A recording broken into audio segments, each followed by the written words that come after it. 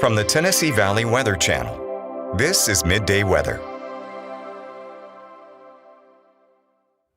Hey folks, good afternoon. Thanks for joining me here for your January 10th live weather at noon. This weekend here is looking a little dynamic in the sense that today is the warmer day of the two. We're already seeing those upper 50s and lower 60s across the area. Here in Lawrenceburg, we're at 58, dew point of 55. So that moisture, of course, is still lingering, which you can see, first of all, because of those dew points and because of that very stubborn cloud deck across the area. Otherwise, we're doing just fine. The showers have largely moved on out of here that were here this morning and last night. And then as we head across the state line, it's a very similar story. 58 here in Florence right now, dew point of 55. But in northwest Alabama, at some of the airport sensors, we have already pinged a 60, a 61, kind of creeping up there towards those highs. I think over the next couple hours, that's where we'll see those temperatures right near 60. But I think after that, of course, as is typical as you head later in the day, but especially because that front's moved through, we will be cooling down and we'll be back to this more wintry type pattern over the next several days, especially as far as temperatures are concerned. Now through tonight, we'll be back down to the 40s. Pretty good s'more weather if you ask me. Those clouds will be a little stubborn, but they'll break up a little bit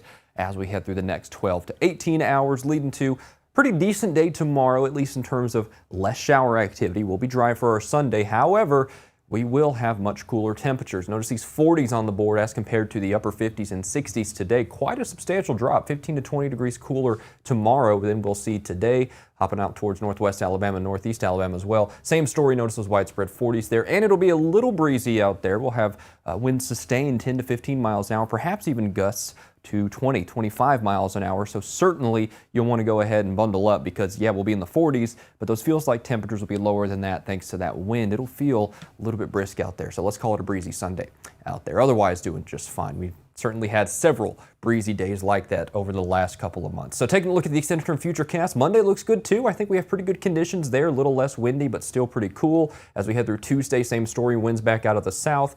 Now, as we head into the midweek, that's where our next shower chance is. I don't think it'll be quite as substantial as what we saw over the last 48 hours. Do still think, though, shower chances on Wednesday are certainly there. I don't think it's going to be a washout, but we could pick up a few decent little light to maybe moderate downpours at times. That kind of filters on through second half of Wednesday. Notice those sharp northerly winds behind it. That's going to be an interesting X factor here because as we head through Wednesday night and early Thursday morning, as we wrap around there, we could see a little bit of a wintry mix. I've seen this on several models, and I certainly think the conditions are there for the possibility of a little bit of that wintry mix there late Wednesday and into the very, very early morning hours of Thursday. It's out of here very quickly on Thursday. Don't expect any major impacts from that, so if you see social media hyping that up, oh my goodness, Wednesday night, Thursday morning, 12 inches, it's nothing like that, right? We're not going to see major impacts from that, but still it could be kind of interesting to see that little wintry mix there in that late midweek, late Wednesday, early Thursday timeframe. Thursday itself actually looks pretty good. I don't expect any major precipitation there as that moves on out. Our next system after that would be closer towards the weekend, which several models have hinted at,